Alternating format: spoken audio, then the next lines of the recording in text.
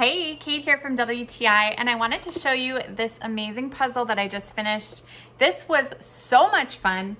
You can see that it has so many vibrant colors. It's all different bottles of gin with these really beautiful lemons and the glasses. The whole thing, I love a puzzle that has a lot of color and a lot of pattern. It makes it easier to complete, and it also just makes it really interesting. So the quality of this is fantastic. You can see that I can pretty much lift this off the table and it's not falling apart. That is your sign of an excellent quality puzzle. It's only 500 pieces. So, I mean, it took us a few days doing it here and there. I didn't sit down and do the whole project at once.